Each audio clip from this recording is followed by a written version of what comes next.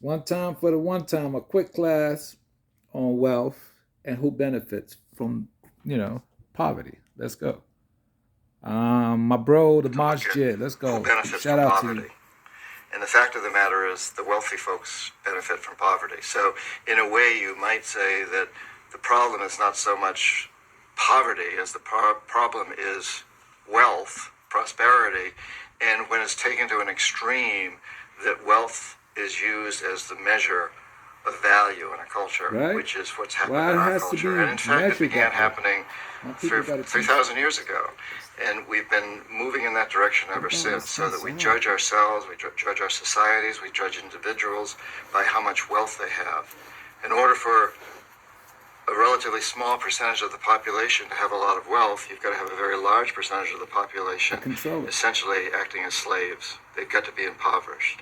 So as long as we live in a system that honors that, in a system that requires slavery, in essence slavery, to move it forward, we're going to have poverty, because it's absolutely to the advantage of the corporatocracy, of the people who control our biggest businesses and That's the shit I corporations, be trying to to have a learn. mass of poor people around the world that they can draw on for That's labor, another mafia. that they can draw on to steal their resources, whether it's oil or diamonds or coltan or whatever the resources are.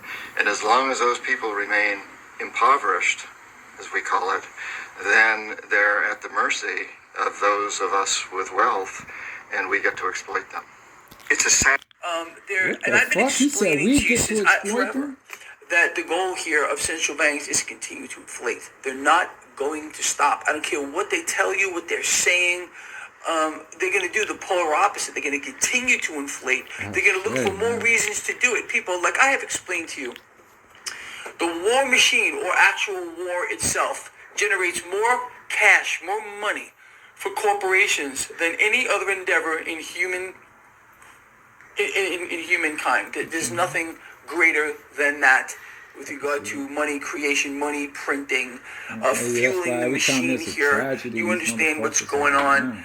Hundreds of billions of dollars are being thrown at this. We don't have it. Nations around the world don't have it. It's all being borrowed from central banks who are getting off of this. You see, look, there's always winners and losers. Central banks are in full control of the world right now. They have a stranglehold on everyone, nations. They run it all. This has been their goal since their inception, to be the government of the world, to be the lender and buyer of last resort. I've explained this to you for an hour freaking long. And of course you would expect to see wars, the propagation of wars, this new Cold War that will come out of this, these arms deals that are flying everywhere. Just do your own research. Arms deals. Look at what's going on under people's noses, right in their face, but no one's talking about it. Everyone's being distracted. Oh yeah. But that's part of the mechanism here. That's just the way it's going to keep on going until everyone is put in their place. What is this really about? What is this really about? Well, it's always the same. It's about control. It's about an elimination of people in a real sense here. Less people, easier to control. Wow. So just be ready for what's coming. If you think you've seen it all, if you think this is it, you haven't seen anything yet. I don't know. You think of good businesses like... That's enough of that, man, because that shit is so saddening just to listen to. So fair use.